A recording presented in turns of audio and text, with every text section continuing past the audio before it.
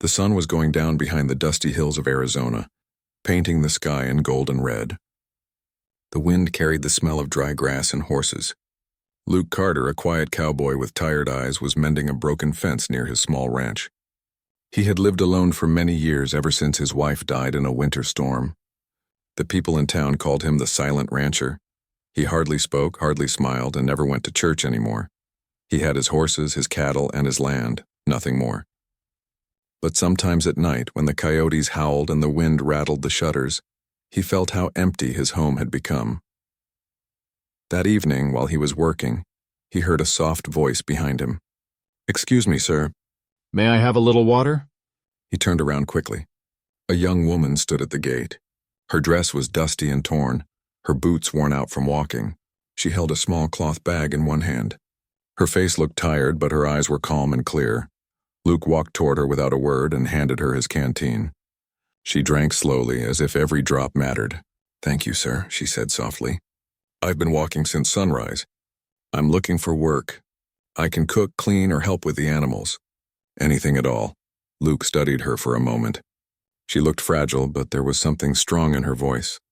"There's not much work here," he said finally. "I take care of things myself." "I can work for food," she said quickly. "Please, sir, I have nowhere else to go." Luke sighed and scratched his chin. "What's your name?" "Lydia," she said quietly. "Lydia Miles. My father was a blacksmith. He passed away last spring. I've been trying to find work ever since." The cowboy looked toward the horizon. He wasn't used to visitors, especially not strangers, but her voice carried truth and weariness. After a pause, he said, "You can stay in the barn tonight. There's hay and a blanket. We'll talk in the morning." Tears filled Lydia's eyes, but she blinked them away. "Thank you, sir," she whispered. That night she lay in the barn, listening to the wind outside. She could hear the horses shifting in their stalls, their gentle breaths like music. She thought of her father's old saying, "Good hearts are found in quiet places." Maybe this was one of those places. The next morning, Luke found her already awake, feeding the chickens. "You're up early," he said. "I couldn't sleep," Lydia replied with a smile. It felt right to start working. He nodded, trying not to show that her effort pleased him. "You can help for a few days," he said. No promises after that. Those few days turned into a week. Lydia worked with quiet strength. She cleaned the kitchen, washed clothes, and cooked warm meals that filled the empty ranch house with a smell Luke had not felt in years. She was gentle with the horses and brave with the heat. One evening, Luke found her sitting by the corral watching the sunset. He walked over and handed her a cup of coffee. "You don't talk much," he said. She smiled softly. "There's not much to say when you're trying to forget the past." Luke looked at her curiously. "What are you trying to forget?" She took a slow breath. "After my father died, I stayed with my aunt. Her husband said I wasn't useful. So one morning I left. I thought someone in town would hire me, but most people turned me away. I walked for 3 days before finding your ranch." Luke stayed silent for a long moment. He knew what it felt like to be turned away by life. "You've worked hard here," he said quietly. "You've done well." "Thank you," she said. "I'm grateful you let me stay this long. But I can't take your kindness forever. Tomorrow I'll look for work in town." That night Luke couldn't sleep. He sat on his porch staring at the stars. The thought of her leaving filled him with a strange emptiness. For years he had lived in silence, but in just a few days her presence had brought warmth to the cold walls of his house. He didn't understand it, but he didn't want it to end. The next morning Lydia came out with her small bag packed. "Mr. Carter," she said softly, "I'll always remember your kindness. I hope someday I can repay it." Luke didn't look at her right away. "Town's not kind to a girl alone," he said. "I'll manage," she replied, though her voice trembled. "I always have." He turned and finally met her eyes. The words came out before he could stop them. "You don't have to go." She frowned slightly. "But I can't stay without work." He dropped his gloves and took a step closer. His voice was calm but firm. "Then marry me right now." Lydia froze. "Marry you?" she whispered. "Yes," he said. "You need a home. I need someone to remind me how to live again." She stared at him in disbelief. "Mr. Carter, you don't even know me." "I know enough," he said. "You've got honesty in your eyes, and you work harder than any man I've hired before. You care about things. That's rare." Her voice shook. "I came here asking for a job, not a husband." "I refused the job," he said quietly, "but not you." The wind rustled through the dry grass as they stood facing each other. Lydia's heart beat fast. No one had ever spoken to her with such truth and kindness. She had been offered many things before: pity, money, false promises, but never respect. "I have nothing to give you," she whispered. "No dowry, no family name." Luke looked down at his rough hands. "I don't need any of that. I just need someone who'll share a meal and care if I don't come home one night." Her eyes filled with tears. She tried to speak, but her voice failed. For a long time they stood in silence, the wind carrying the smell of earth and hay around them. Finally, she said in a trembling voice, "Are you sure about this?" He nodded. "As sure as I've ever been about anything." Lydia looked at the ground, then back at him. There was no ring, no fancy words, just truth. "Then if you're certain," she said softly, "I'll stay." Luke let out a slow breath, his shoulders relaxing for the first time in years. "We'll go to the preacher tomorrow morning," he said. She nodded, still unsure if this was a dream or something real. But deep down she felt peace for the first time since her father's passing. That evening, as the sun went down again, Lydia stood by the barn watching the sky. The land stretched endlessly before her, quiet and strong, like the man who had offered her a place in his world. She whispered to herself, "Maybe this is what my father meant when he said I'd find a home someday." Inside the small house, Luke sat by the fire. He looked at the extra plate on the table, one he hadn't used since his wife died. For the first time in 10 years, he poured 2 cups of coffee instead of 1. He didn't know what the future would bring, but the loneliness that had haunted him for years had begun to fade. Outside, the stars came out one by one. Lydia looked up at them and smiled faintly. Her life had been full of roads that led nowhere, but this time it felt different. Maybe, just maybe, she had reached the end of her wandering.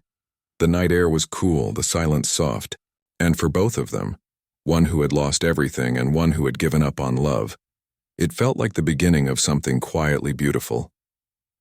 The morning sun rose slowly over the wide plains, painting everything in soft gold.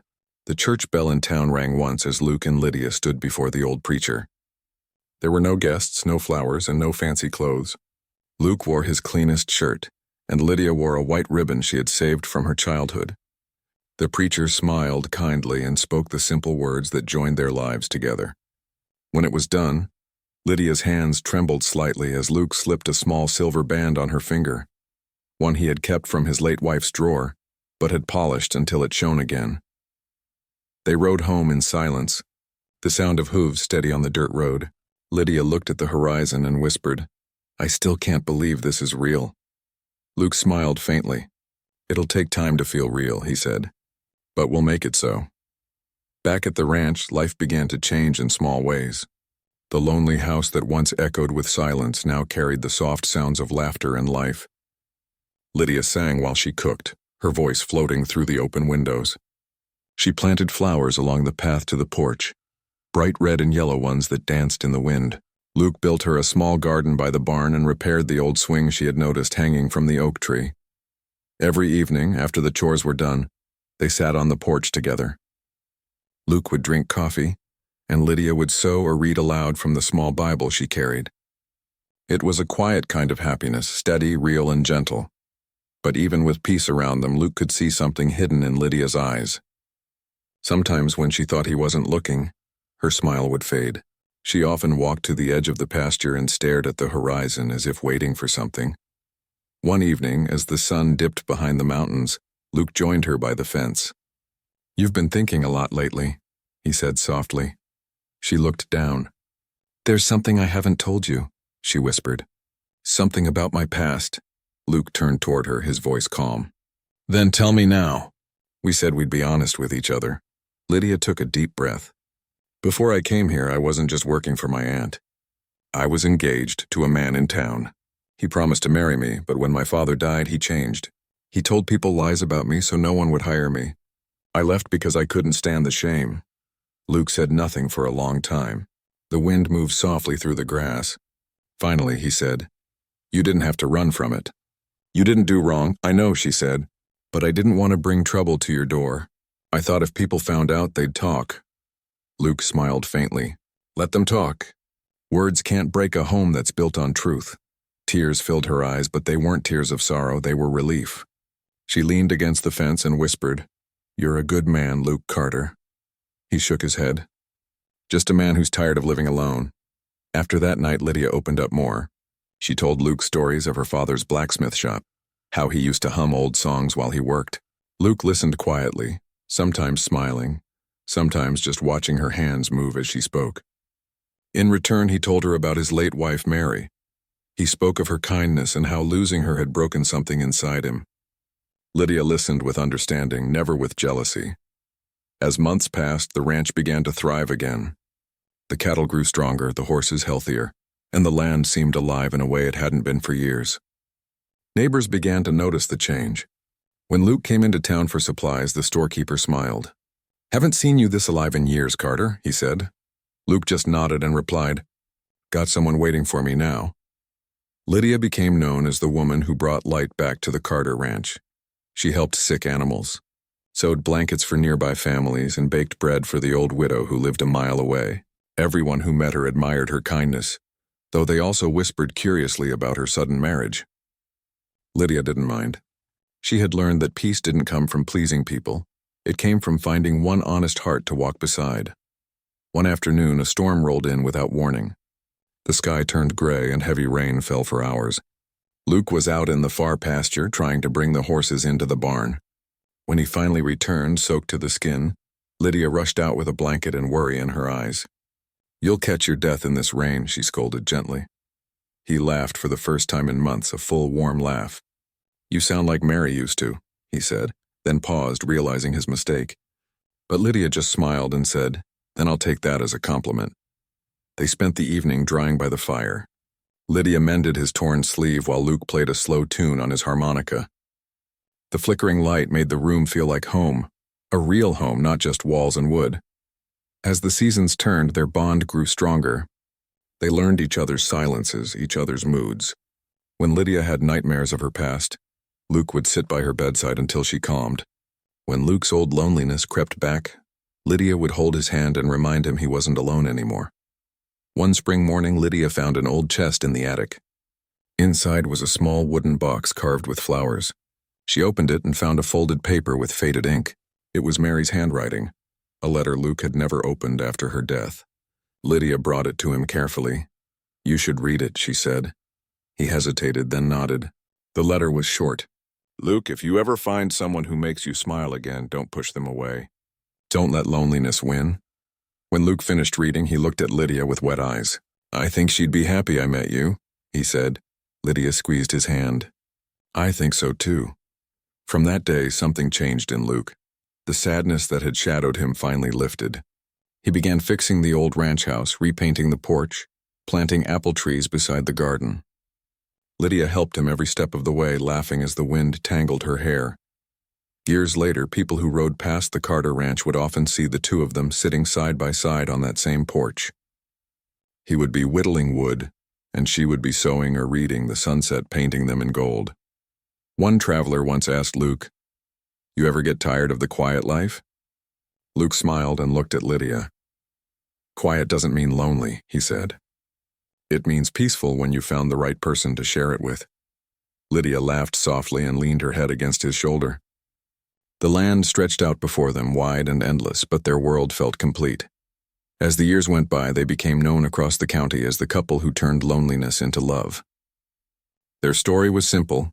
No riches, no big adventures, just two souls who found each other when they needed it most. On summer evenings, children from nearby farms would come by to listen to Lydia tell stories about her travels, and the day the lonely cowboy refused her job but offered her something greater.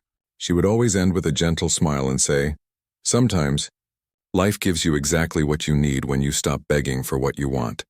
Luke would nod beside her, his eyes full of quiet pride. The ranch stayed small but full of laughter and warmth. Flowers grew by the porch, and the apple trees bore fruit every year. It became a place where tired travelers found rest and hungry neighbors found bread. And when people in town spoke about love, they often said, "If you want to know what love looks like, go see the Carters." They found it not in riches or words, but in kindness and truth. As the sun set one evening, Lydia stood in the doorway, watching Luke lead the horses back to the barn. She smiled softly and whispered, "I was an abandoned girl once, but he made me someone's forever. The wind carried her words across the quiet land, where the sound of peace replaced years of loneliness. And in that silence, the story of a lonely cowboy and an abandoned girl became a gentle reminder that love doesn't always come with grand beginnings. Sometimes it starts with just one honest heart saying, "Stay."